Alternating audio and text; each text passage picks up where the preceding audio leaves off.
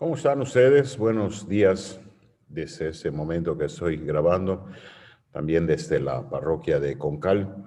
Espero que no haya habido mucha dificultad en, en ver y escuchar la primera grabación que les envié. Eh, no lo sé, pero pues bueno, en esta cuestión de la tecnología dependemos mucho de la calidad también de las herramientas, ¿no? Entonces, ojalá que no haya dificultad. Ya apenas puedan comunicarse conmigo, ya tienen mi correo electrónico, que es muy fácil además, Padre Manito, todo seguido, Padre Manito con minúsculas, @hotmail.com. Sobre todo por alguna cuestión. No esperen que pase mucho tiempo para decirme, no se escucha bien, o hable más fuerte, o va muy rápido, o lo que sea. Bueno, vamos a continuar. Ya habíamos empezado a tener la clase pasada, una descripción de la moral.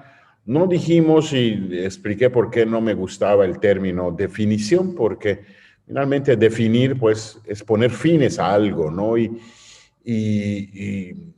eso cerraría la posibilidad de ampliar un concepto, ampliar una explicación.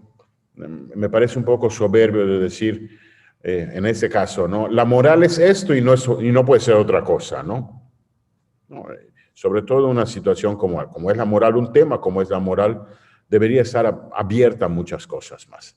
Así que enunciamos una descripción un poco amplia de la moral y en la clase pasada fuimos repasando algunos conceptos que tiene esa descripción. Dentro del mismo marco de la descripción, que ojalá que ya puedan tener a esta altura la impresión del material, es el material que les he enviado por correo, al correo que me mandaron.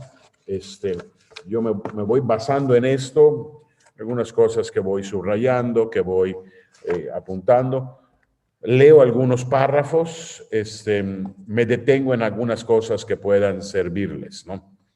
Bueno, dentro de como una continuidad al concepto de la descripción de la moral, nos detendríamos a hacer una consideración.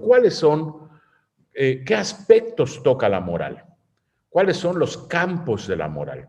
Estoy en la página 4, pueden ver sus apuntes, hay un subtítulo allá en negrilla que pongo los campos de la moral. Ciertamente es difícil hablar una definición de la moral que logre expresar toda su realidad y dimensión de la misma. Por ello creemos necesario profundizar un poco más en aquellas realidades, experiencias de la vida del hombre que entran en el campo de la teología moral. Vamos a hablar de varias de esos aspectos en los que también se involucra la teología moral. En primer lugar, la obligación moral. La moral es una materia que nos dice cuáles son nuestras obligaciones. La moral obliga. Las leyes morales son tienen un carácter de obligatoriedad. O sea, o dicho de otra forma, es más moral aquel que obedece. Esas son las reglas de la moral. Vamos a poner los 10 mandamientos.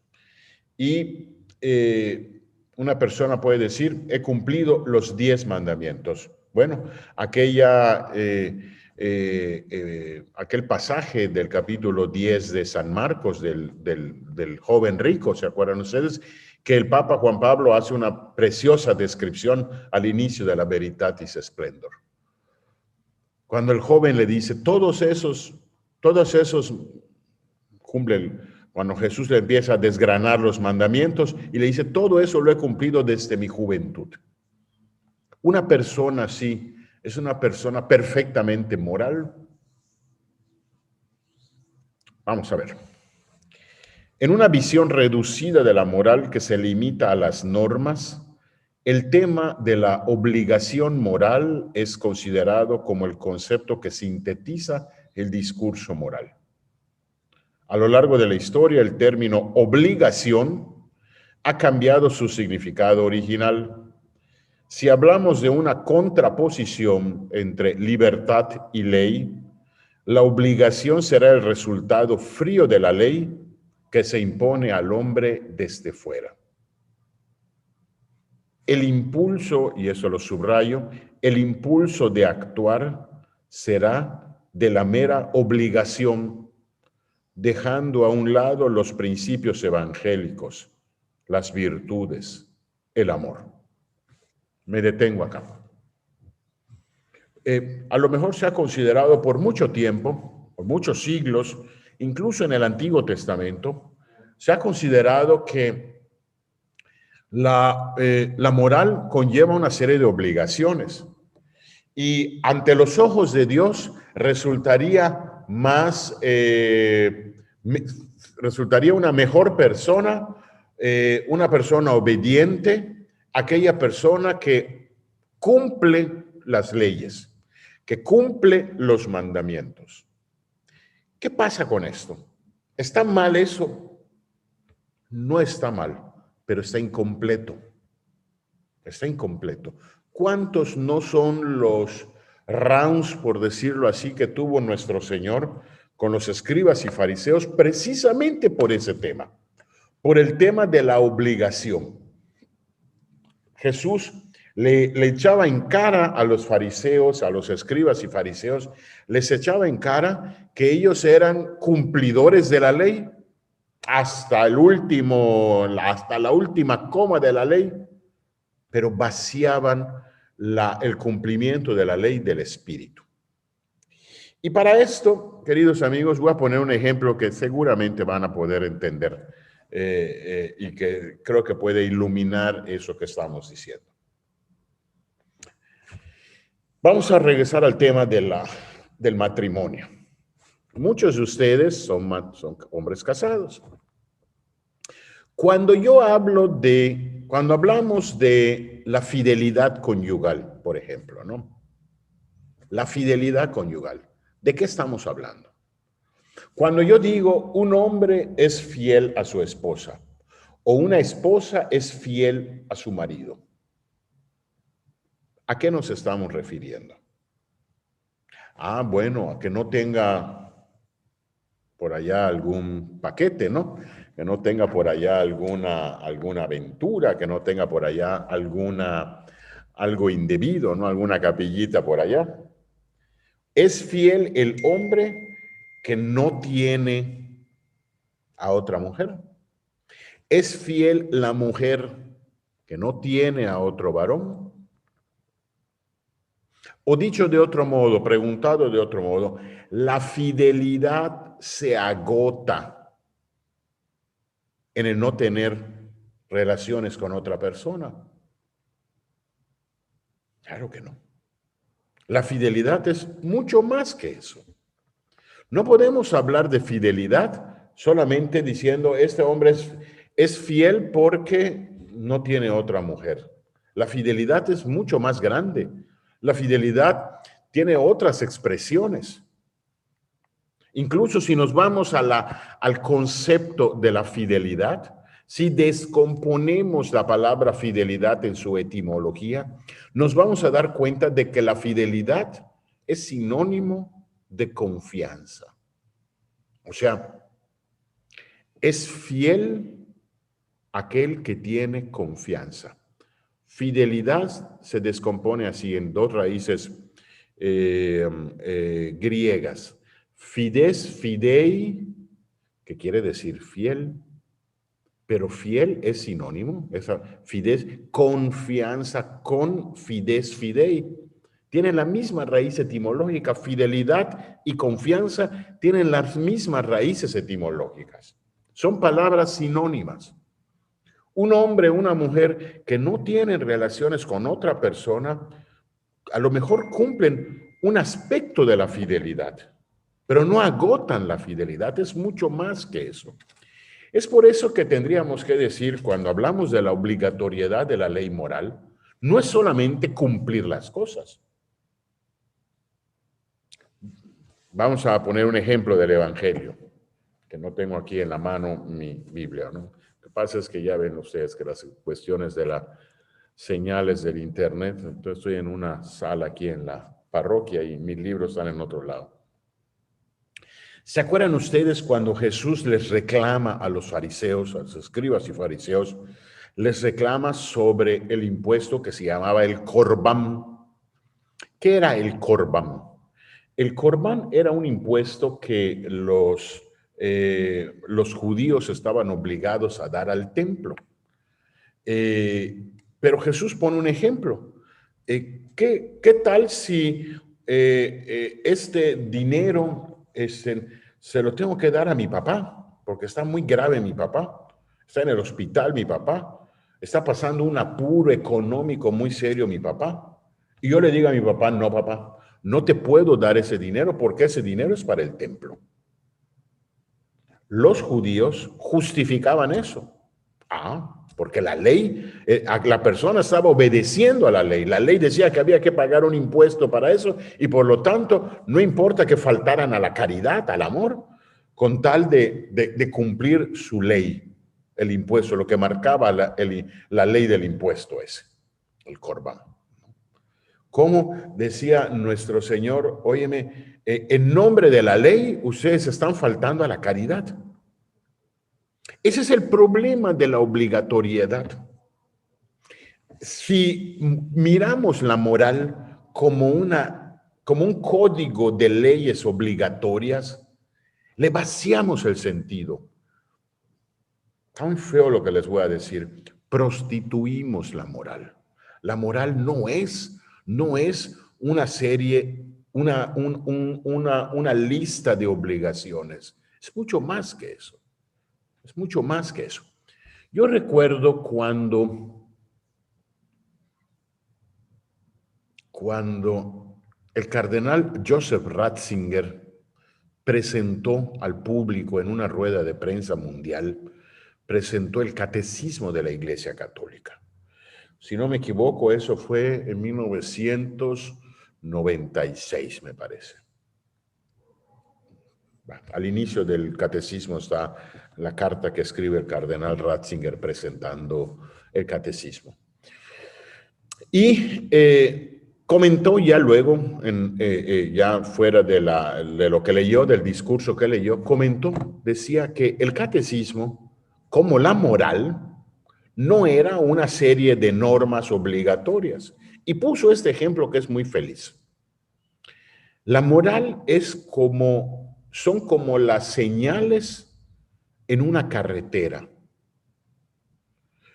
Las señales en una carretera son muy útiles porque te dicen dónde hay una curva, sobre todo una curva peligrosa, dónde hay topes, dónde hay un poblado, dónde están pasando vacas, dónde hay dificultad de algo, dónde hay pendiente, o dónde hay una bajada, una serie de cosas, ¿no? ¿Qué pasaría si prescindiéramos de los señalamientos del tráfico en una carretera? Correríamos un montón de riesgos. Claro. Es obligación, alguien preguntaría, ¿es obligación cumplir los señalamientos del tráfico? Pues sí es obligación. Si quiero llegar a mi destino felizmente y sano, pues tengo que cumplir esas normas.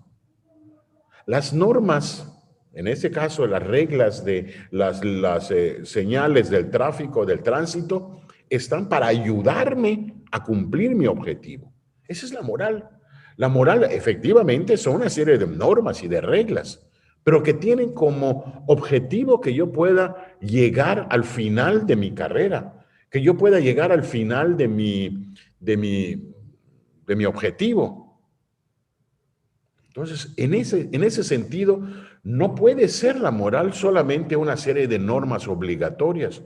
Claro, es una obligación cumplirlas si ese quiero llegar a mi destino, pero tiene una razón de ser, tiene un motivo, tiene un porqué la moral. Entonces, no se puede quedar la moral en una obligación. La moral va mucho más allá de la obligación. La obligación, dice el segundo párrafo, la obligación, el deber, en su sentido verdadero, solo puede ser fruto de la experiencia de sentirse amado por Dios. Les pongo otro ejemplo, que además yo creo que va a ser todavía mucho más comprensible. La misa del domingo es una obligación. Es obligación oír misa el domingo o las fiestas de guardar. Sí y no. Sí y no. ¿Por qué? Porque, óyeme, yo no voy a misa por obligación, voy por convicción. A lo mejor al principio, cuando yo era niño, cuando yo no entendía las razones del por qué, mis padres me obligaban a ir misa el domingo. Pero cuando fui creciendo, fui valorando, fui entendiendo el valor de la Eucaristía, el valor de la palabra de Dios, el valor de los sacramentos, y entonces pues voy con más convicción. Ya no me importa que sea o no sea una obligación, porque no voy por obligación, voy porque lo necesito. ¿Cuánta gente no hay, efectivamente, hay que se siente muy mal? Su mayor pecado es no fui a misa el domingo, porque era obligación. O sea, no es que no me confieso por faltar al amor a Dios, me confieso por no cumplir con una obligación. Se abarata, ¿verdad? Se rebaja la moral así. ¿Cuántas veces un enamorado le tiene que decir a su enamorada, a su amada, que la ama? Es una obligación que se lo diga. Bueno, pues tiene que brotar del corazón. Tiene que brotar del corazón. Por eso ese segundo párrafo en esa primera línea habla de que la obligación moral nace del amor. ¿Se acuerdan esos versos tan bellos? No me mueve, mi Dios, para quererte el cielo que me tienes prometido, ni me mueve el infierno tan temido para dejar por eso de adorarte. Tú me mueves, Señor, muéveme tú, etcétera, etcétera. La moral es una experiencia de amor. Cumplo mis obligaciones no por eso, no porque son obligaciones, sino porque son pasos para amar más. Voy a misa no porque es obligación, sino porque me enriquezco escuchando a Dios y alimentándome de su palabra y de su cuerpo y de su sangre. Le digo a mi esposa que la amo, no porque sea una obligación, sino porque es una manera de expresar mi cariño, de expresar mi amor. Entonces, tenemos que mudar el concepto o la concepción de la moral, mudarla de la obligación, del feo mandato o del feo sinónimo que es la obligación, a un camino de amor. Ojalá pueda yo ser explícito en este tema. Luego pasamos a otro escenario de la moral, otro escenario que nos puede ayudar a la moral. Otro escenario de la moral es indudablemente la felicidad. ¿Para qué obedecemos las normas morales? ¿Para qué seguimos la moral cristiana? Con palabras de San Agustín, como ustedes van a poder leer en el texto, para ser felices. Claro, la felicidad de unos no es la felicidad de otros. El concepto de felicidad de unos no es el concepto de felicidad de otros. A propósito, quisiera yo, eso no está en la bibliografía que está en las hojas, pero hace pocos años, descubrí un librito que fue sumamente útil, bueno, un par de libritos de este cura de la Ciudad de México, que me parece sumamente útil, que se llama El Camino de la Felicidad. Que la vean. El Camino de la Felicidad. Francisco Ugarte Corcuera es el autor. Y la editorial es Editorial Panorama. Editorial Panorama. Bueno, además es sencillito, ¿no? Lo puede, hasta Carlos Rivas lo puede leer, ¿no? Cualquiera lo puede leer, porque está muy, muy sencillito y muy rápido. La moral del deber y la obligación, como peyorativamente lo hemos comentado, eliminan la felicidad del discurso moral. Pues sería moral la persona, independientemente que no se realizara, que cumple nada más lo que tiene que cumplir. ¿Cuántos, hablando del mismo ejemplo del matrimonio, cuántos casados o casadas no hay que a lo mejor no tienen que ver con nadie más? En ese sentido son fieles, pero no son felices. El cumplir, el solo cumplir así legalmente la norma o la ley no me garantiza la felicidad. Haciendo un análisis rápido de la historia del pensamiento cristiano, podemos darnos cuenta de que descubrimos que la cuestión de la felicidad es contemplada como característica de la moral, es cierto. De hecho, toda moral es vista como respuesta a la felicidad. El hombre tiene, decía San Agustín, el hombre no tiene otra razón para filosofar que el deseo de ser feliz. El contemplar la posibilidad de la felicidad lleva a una estructura de la moral que privilegia caminos que llevan al hombre a la felicidad. Bajo el deseo de la felicidad, todos los movimientos del corazón, sus actos, colaboran a la elevación moral del hombre. Esta felicidad no es algo abstracto que será alcanzada solo al final. La gracia nos permite alcanzar y experimentar esta felicidad en nuestro actuar en la medida en que seamos dóciles al Espíritu Santo. No hay que confundir, y este libro lo dice de una manera muy clara, muy sencilla, no hay que confundir la felicidad con un sentimiento. Porque alguien pudiese decir, es feliz este hombre porque cuando se emborracha es el hombre más feliz. O este joven es feliz cuando se droga. Alcanza un estado de felicidad. Es feliz este hombre que está revolcándose con alguna mujer que no es su esposa. ¿Será? ¿Será? Habría que poner algunos criterios, algunos márgenes, ¿no? Porque no podemos confundir la felicidad de la vida cristiana con una serie de sentimientos transitorios o provisionales. Pueden ser algunas emociones, pueden ser algo que me emocione, pero que agote mi felicidad. Esta sed de felicidad es algo que todos tenemos en el interior. Yo recuerdo algunas cosas que seguramente ustedes también podrán recordar cuando estaba en la secundaria o en la preparatoria, ¿no? ¿Cuál era mi felicidad?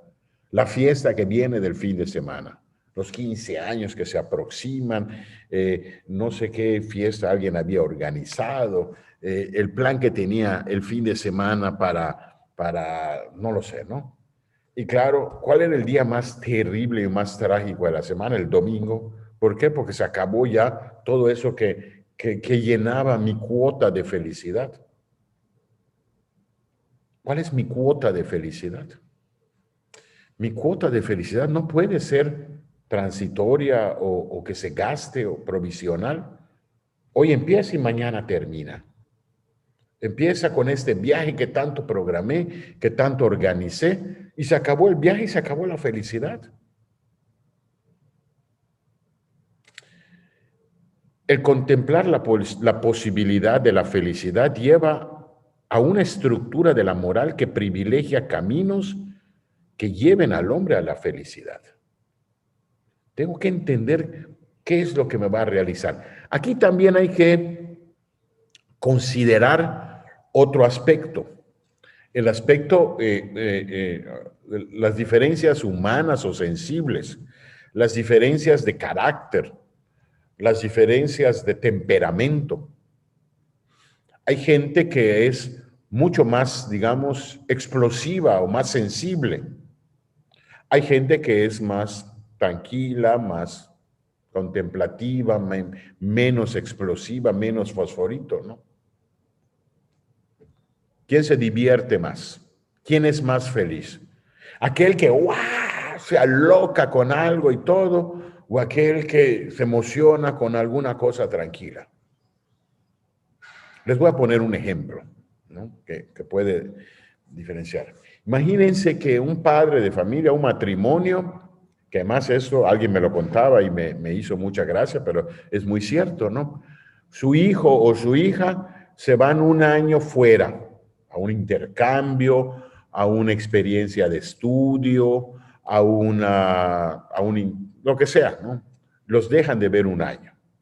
Hay gente que es así, que se va de trabajo, lo que sea, ¿no? Un año, 2 años, ¿no? Claro, cuando regresa el hijo, cuando regresa a la casa, después de haber terminado y todo, la emoción de los papás, obviamente hay una emoción, tremenda emoción. Unos padres a lo mejor latinoamericanos o latinos, pues, en general, bueno, los españoles a lo mejor, los italianos, algo los franceses o toda Latinoamérica. Cuando regresa el hijo o la hija después, bueno, hay llanto, hay abrazos, hay besos, hay emociones, hay todo eso, ¿no? Esa misma experiencia, esa misma situación de que se fue un hijo, 1 año, 2 años, al regreso, imaginémonos a un matrimonio nórdico, a un matrimonio del norte de Europa, de esos países de la Escandinavia, Dinamarca, Noruega, Suecia, Islandia, ¿no? O países allá en Estados Unidos, al norte, o Canadá. Llega el hijo y le dice, ¿cómo estás? Bienvenido. La misma situación. ¿Qué quiere decir? Que a los latinos tienen más felicidad y los europeos nórdicos son menos felices. No, es la misma felicidad. Unos lo expresan de una manera, otros lo expresan de otra manera. No quiero decir que eso a unos sean mejores, otros sean peores. No, el carácter es un poco diferente. El carácter es distinto. Yo tengo hermanos sacerdotes que algunos son una bola de explosiones y se emocionan y hay algunos que son más taimados.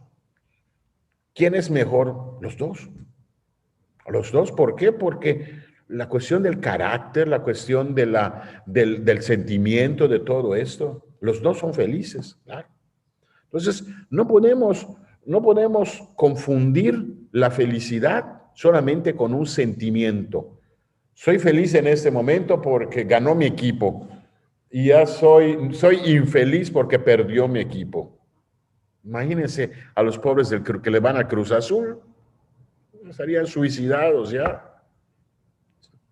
Si ese fuera el concepto, pobres, ¿no?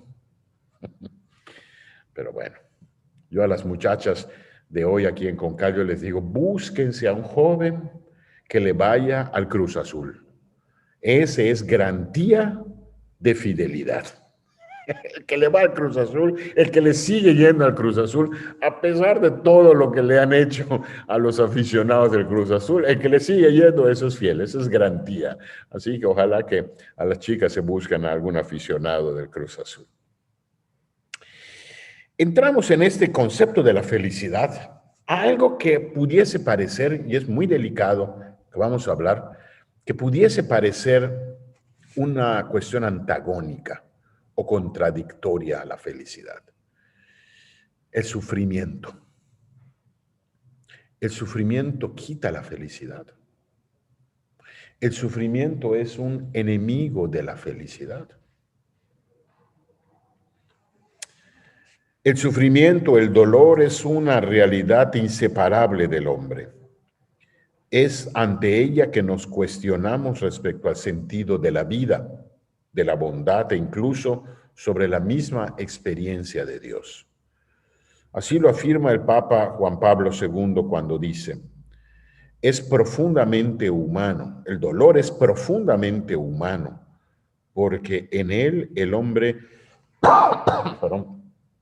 el hombre se encuentra a sí mismo, su propia humanidad, su propia dignidad y su propia misión. Esto lo dice el Papa Juan Pablo II en, no sé si fue su segunda o su tercera carta encíclica, cuando empezó su pontificado, que se llamó Salvifici Doloris, el dolor salvador. Una encíclica sobre el dolor humano. Esa es una joya sobre este tema que el Papa Juan Pablo II escribió. Salvifici Doloris. Esta experiencia del sufrimiento vivida en un grado muy profundo puede cambiar el campo de los valores morales de toda una persona, sea de manera positiva, purificando o encerrando al hombre a sí mismo. El sufrimiento es el examen de la felicidad. Es la prueba de la felicidad. Sería un absurdo decir, y no es el sentido de la doctrina cristiana, hay que buscar el sufrimiento. El sufrimiento es fuente de felicidad.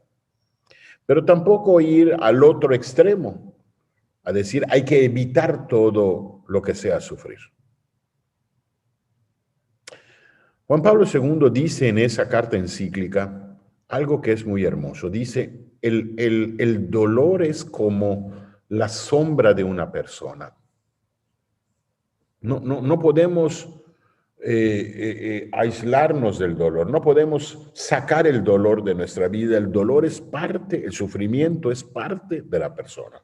Y hay distintos tipos de sufrimiento, desde el sufrimiento físico, por una enfermedad, por una afección de mi cuerpo. Oigan, ustedes y yo hemos pataleado con un dolor de muelas, con un dolor de oído, con un dolor de cabeza, con una migraña insoportable. Nos hemos sentido, bueno, re mal cuando tenemos, no sé, la gota que es horrible. Bueno, alguna serie de cosas, ¿no? Pero no es el único sufrimiento. Hay sufrimientos que no son propiamente físicos, pero que también nos hacen sufrir, nos duelen. Cuando se muere un ser querido, por ejemplo, ¿no? Cuando se muere una persona que amamos. Una tentación muy grande es querer eliminar el sufrimiento. Y me parece que ese es un mal contemporáneo, porque el sufrimiento no se puede evitar. Sufrimiento no es algo que, imagínense, hagan ustedes todo lo posible por eliminar el sufrimiento se va a colar por todos lados. Por mucho que uno corra, el sufrimiento le alcanza, nos alcanza. Yo recuerdo una novela, se hizo muy famosa en los 70s, Adolf Husserl, me parece el autor, se llamaba, y que se hizo luego la película, Un mundo feliz. Un mundo donde, así una situación futurista, donde se iba a eliminar todo sufrimiento. No puede haber eso. No puede haber eso. El sufrimiento siempre existirá. Siempre habrá. Y el hombre, en su lucha por la felicidad, en su búsqueda de la felicidad, tiene que integrar esta convicción, este compañero de vida, esta sombra que le acompaña siempre, tiene que integrarlo a la vida. No me dejarán mentir. A veces el sufrimiento, cuando se afronta bien, se convierte en fuente de felicidad. A veces, hasta que no sufrimos, no valoramos más la felicidad. Yo creo que el mejor maestro de la felicidad es el sufrimiento. Ahora, por ejemplo, ahora que estamos pasando esta pandemia, no me van a decir que no añoramos tantas cosas que pues, podíamos hacer hace un año y no podemos hacer ahora. Vemos repeticiones en la televisión o en fotografías de reuniones, de fiestas, de encuentros, de todo. Y ahora no. ¿Cómo estamos valorando mucho más lo que teníamos antes como felicidad que no tenemos ahora, ¿no? Por eso, ese poema tan hermoso que hemos recitado hace poco tiempo, cuando la tormenta pase. Cuando la tormenta pase. Este mismo autor, Francisco Ugarte, de este librito, tiene otro librito muy útil también, donde se habla de una manera marginal, pero también se habla del sufrimiento. Ese libro se llama Del resentimiento al perdón. Luego en otra clase se los muestro porque tengo el librito por allá, ¿no? Donde también habla de eso. Hay otro libro, bueno, muchos, pero por ejemplo, un clásico del padre Larrañaga, Ignacio Larrañaga, una de sus grandes bestsellers es sobre el sufrimiento, se llama Del sufrimiento a la paz. Búsquenlo, eso se puede, creo que hasta bajar por internet o en Amazon o lo que sea. Del sufrimiento a la paz. Hay un montón, ya les puedo ir sugiriendo algunos otros.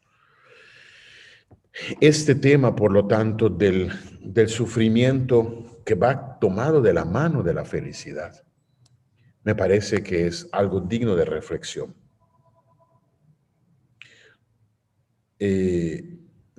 No quiero quitarle algunas cosas que hemos dicho acá, la fortuna de leerlo, ¿no? Que lo lean, que lean bien. Estoy en la página, terminando la página 5.